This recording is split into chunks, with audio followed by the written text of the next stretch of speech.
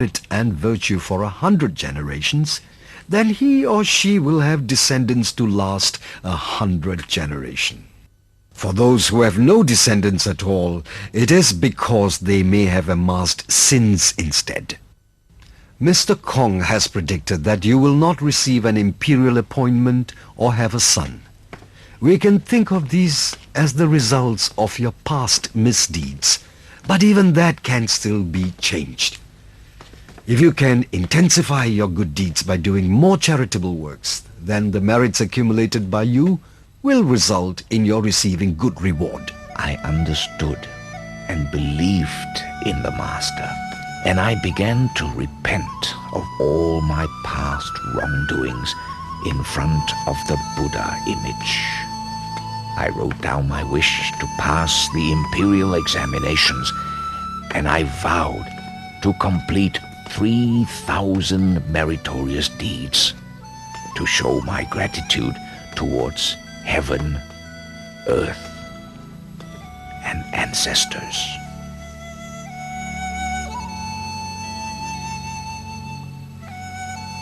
Master Yungu showed me a chart, and he taught me how to keep a daily record of the kind and evil acts I committed. The kind acts, they were to be recorded at the top portion, and evil acts at the bottom of the chart.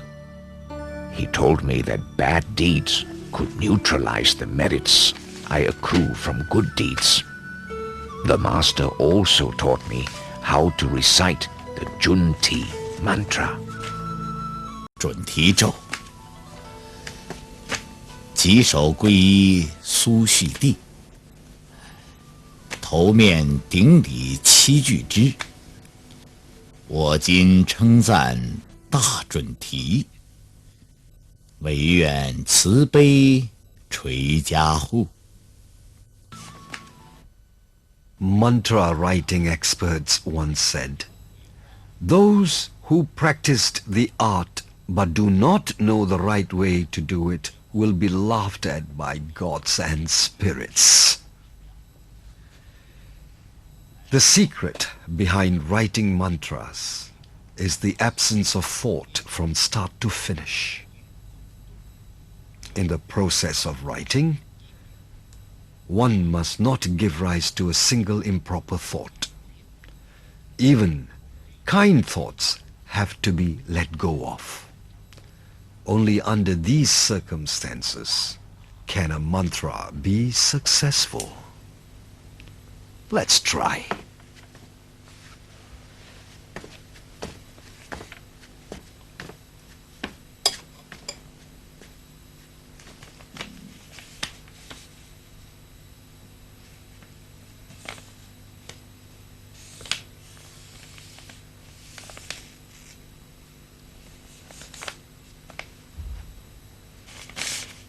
When one prays or seeks something in terms of changing fate, it is important that one does it when the mind is still.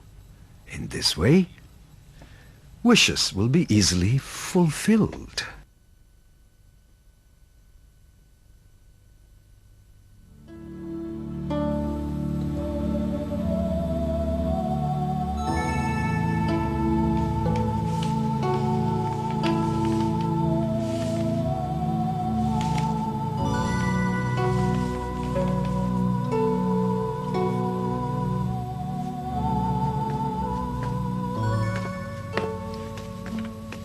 Mencius stated in his principle of forming destiny that there is no difference between longevity and short life. At first glance, one would find this hard to understand. How can longevity and short life be the same? In actuality, when we look within our hearts, we will find no duality, no difference. We should see everything with eyes of equality and live morally regardless of good or bad times. If one can practice accordingly, then one can master the fate of wealth and poverty. Therefore, when we are able to create and form our own destiny, it does not matter whether we are presently rich or poor. Just as a wealthy man should not become callous in his thoughts and actions because he is rich, a poor man should not resort to committing evil deeds due to his poverty.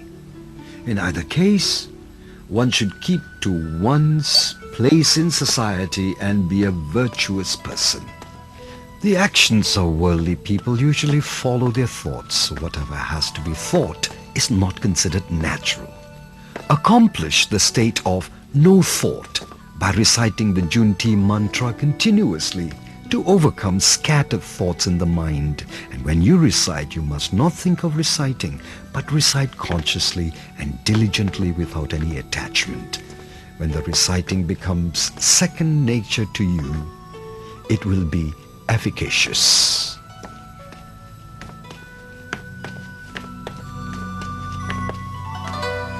My name used to be Xue Hai, which meant broad learning. But after having understood the fact that destiny is created by ourselves, I changed it to Liao Fan, which means transcending the mundane, because I did not wish to be like worldly people who allow destiny to control them. Oh, I see. From then on, I began to be constantly aware of my thoughts and actions. Soon I felt quite different from before. I became respectful, careful, and conservative in my thoughts, speech, and actions. I maintain this attitude even when I'm alone, for I know that there are spirits and gods everywhere who can see my every action and thought. Even when I encounter people who slander me, I can take their insults with a patient and peaceful mind.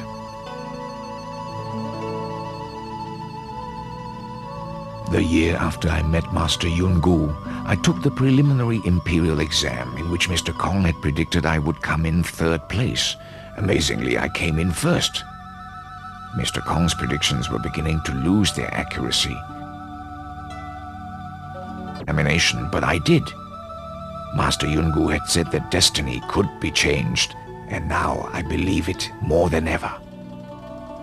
Although I had corrected a lot of my faults, I found that I could not wholeheartedly do the things I ought to do. Even if I did, it was forced and unnatural. I reflected within and found that there were still many things wrong in not being eager enough to do it, or harboring doubts when helping others in need. Sometimes I forced myself to act kindly, but my speech was still untamed and offensive. I found that I could contain myself when sober, but after a few drinks, I would lose self-discipline and act without restraint. Although I often practiced kind deeds and accumulated merits, my good deeds were offset by my faults and offenses. A lot of my time was spent vainly and without value. It took me more than 10 years to complete the 3,000 meritorious deeds I had vowed to do. I was unable to dedicate the merits from these 3,000 kind deeds at a temple until I returned to my hometown a few years later. Then I made my second wish, and that was for a son. I vowed to complete another 3,000 good deeds. 1 year later, you were born. Every time I performed a kind deed, I would record it in a book.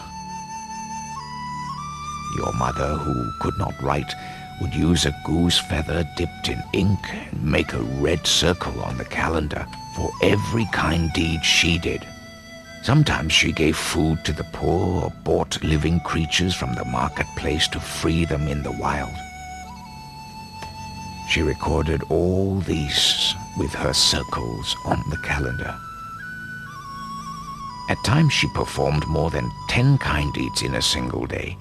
We continued to perform and accumulate kind deeds in this manner, and in a mere 2 years, the 3,000 deeds were completed. Once again, I made another wish in the temple, and that was to pass the next level in the imperial examination, the Jinzhe level. I also vowed to complete 10,000 meritorious deeds. After 3 years, I attained my wish and passed the Jinsha level. I was made the district officer of Baodi County. While in the office, I prepared a small booklet to record my merits and faults and called it the Book of Disciplining the Mind. I told the door guard to place the booklet on my desk every morning. From that day, I recorded all my good and bad deeds in that booklet. Every evening, I would burn incense and make a report of my deeds to the heavens at a little altar in the garden. Once, your mother was concerned when she saw that I had not accumulated many merits. And she asked, "In the past, I was able to help you in your accumulation of kind deeds, and we were able to complete the 3,000 meritorious deeds. Now you have made a vow to complete 10,000 kind deeds, and there are fewer opportunities to practice them here at the government residence. How long will it be before your vow can be fulfilled?" That night, after your mother spoke the words, I had a dream.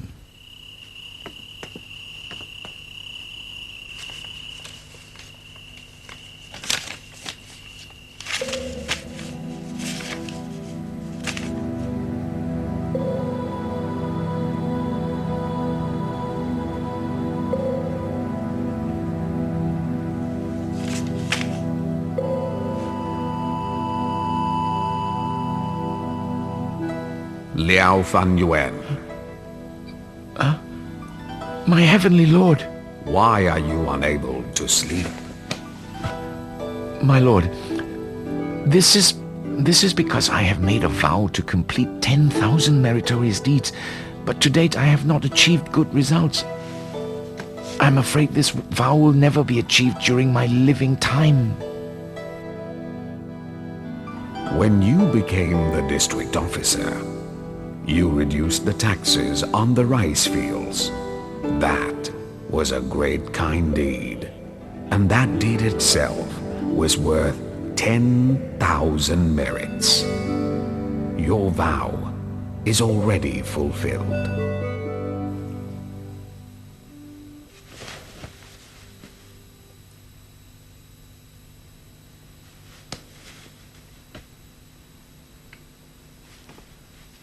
As it turned out, the farmers in Baodi County had to pay a very high tax, and when I came to office, I reduced the taxes on the rice fields by nearly half.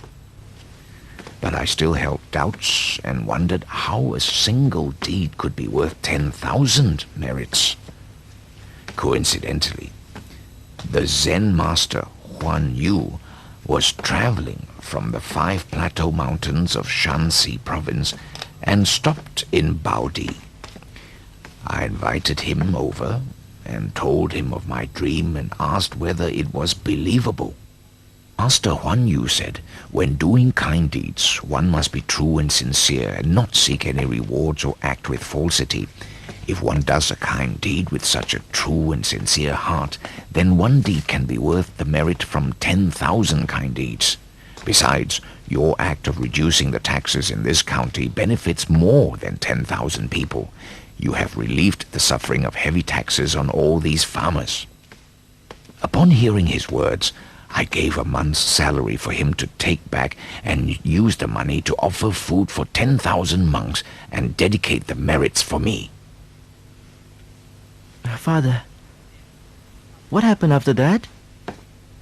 Mr. Kong had predicted that I would die at the age of 53. However, I survived that year with no illnesses, though I did not ask the heavens for a longer life. Now I am 69 already. In Buddhist teachings, it is written, "The way of the heavens is undetermined, and neither is one's destiny." It is also said, "Destiny is not set, but is only created and determined by oneself."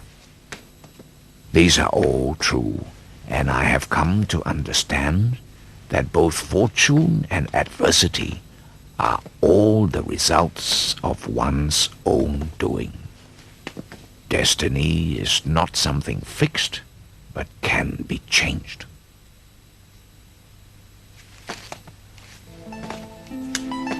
Father, I wonder how my life will be.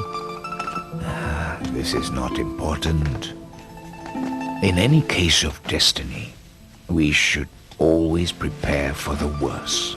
Therefore, even in times of prosperity, you must act as if you were not. And when things are going your way, you must be mindful of adversity. When you are wealthy, be mindful of poverty. And when loved and respected by all, you must remain careful and conservative. When the family is greatly respected and revered, you must carry yourself humbly. And when your learning is broad and deep, you must not display it, but keep it humbly within. These 6 ways of contemplation just mentioned by me are a means to tackle the problem from its opposite side. If one can thus cultivate the mind, then virtue and morality will grow and fortune will increase on its own. There are many intelligent people in the world who refuse to cultivate morality and virtue and cannot put forth diligent effort in their work. Their failures later in life are owed to a single word: laziness. In short, the teachings of Master Yungu are truly the most worthy, profound, real and proper teachings. And I hope that you will study them closely and practice them with all your effort. You must use your time wisely and not let it slip by in vain. Do you understand? I know, Father. Thank you for your teaching.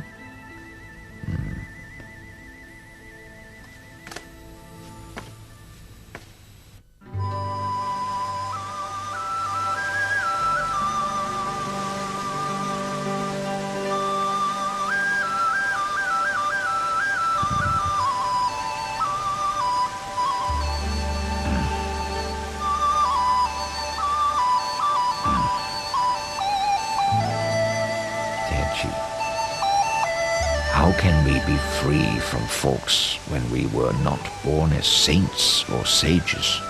Confucius once said, "One with faults should not fear to correct them." As such, when we have made a mistake, don't be afraid to correct it.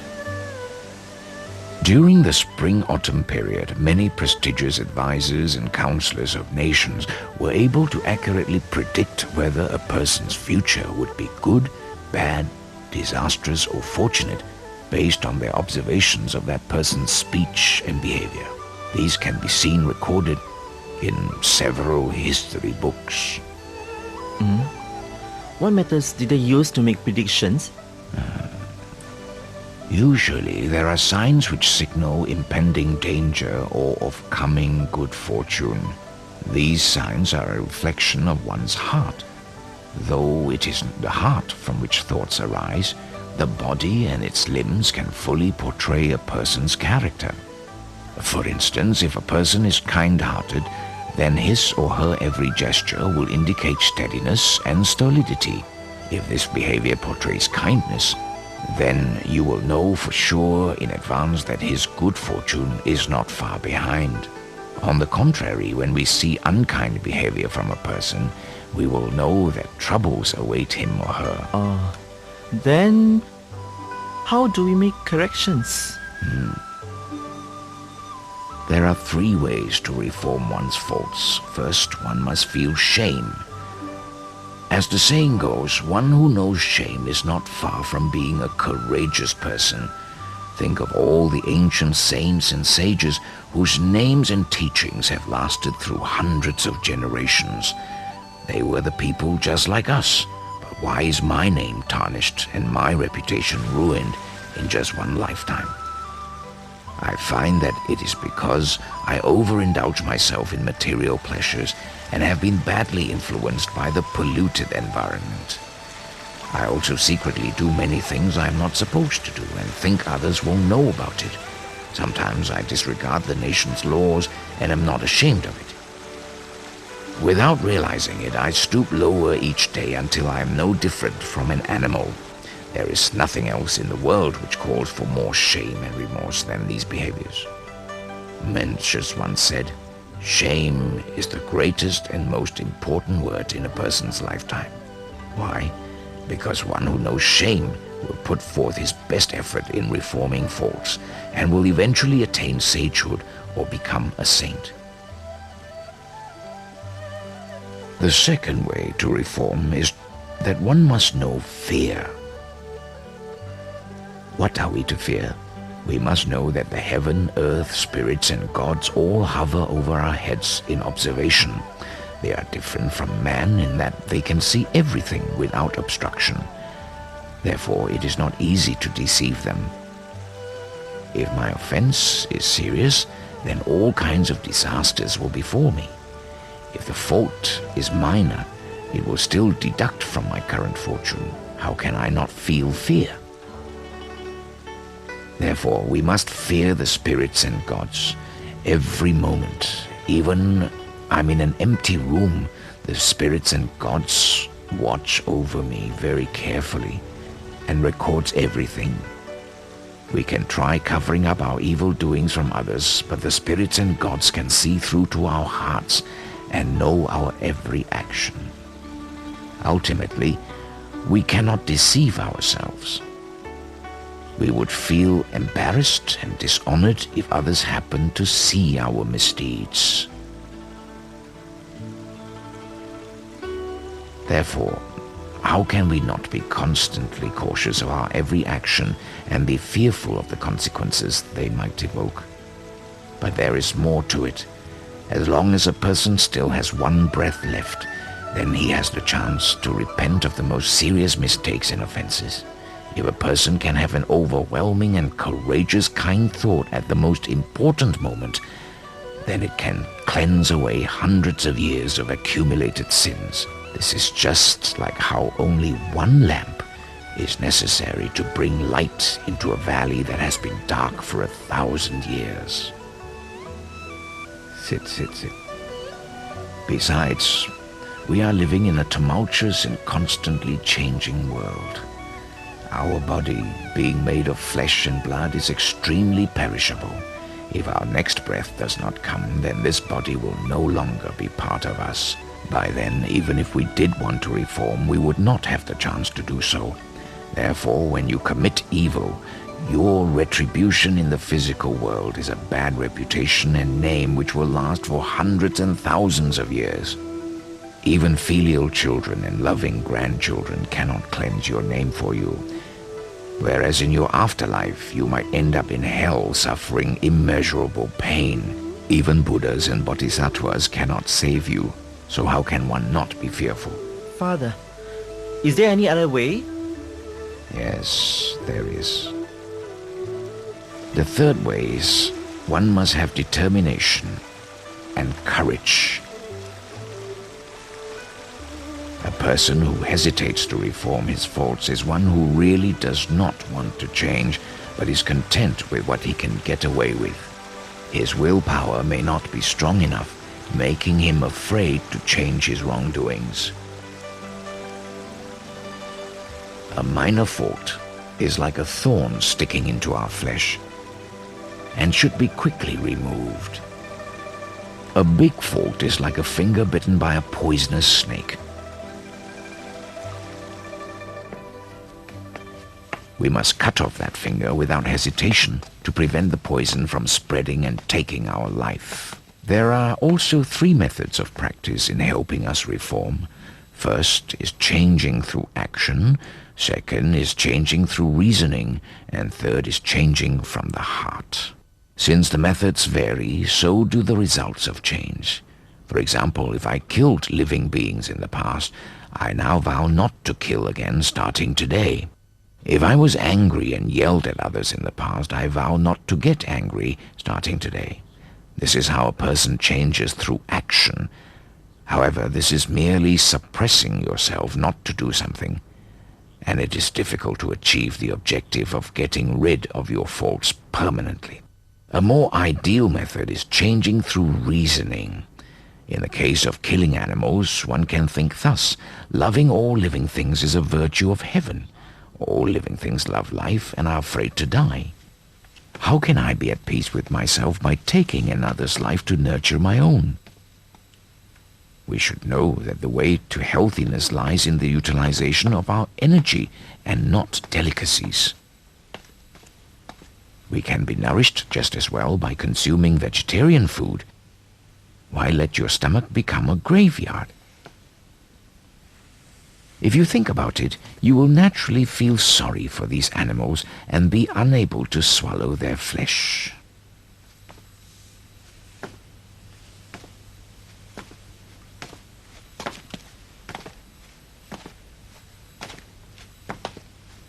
The same holds true for changing one's bad temper.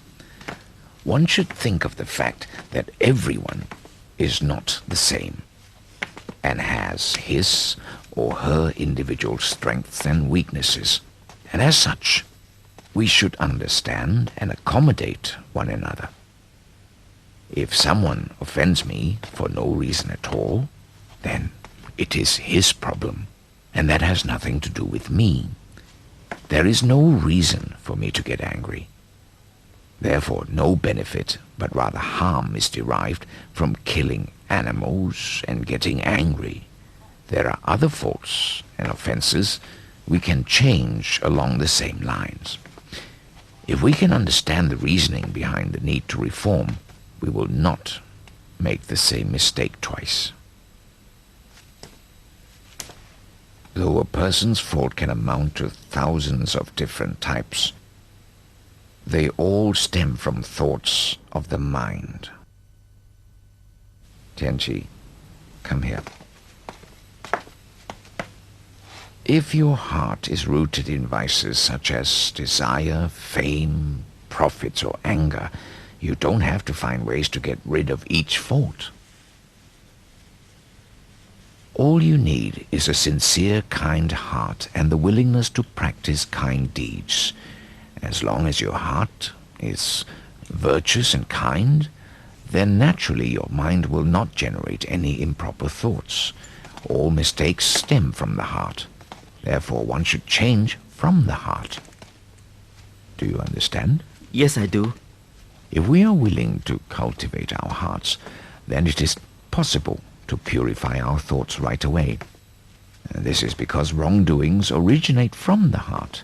Purifying the heart can erase all improper and bad thoughts before they are carried out in action. The best way is by cultivating the heart and understanding the reason behind the need to change. The alternative way is forcing ourselves not to commit the wrongdoing again. Sometimes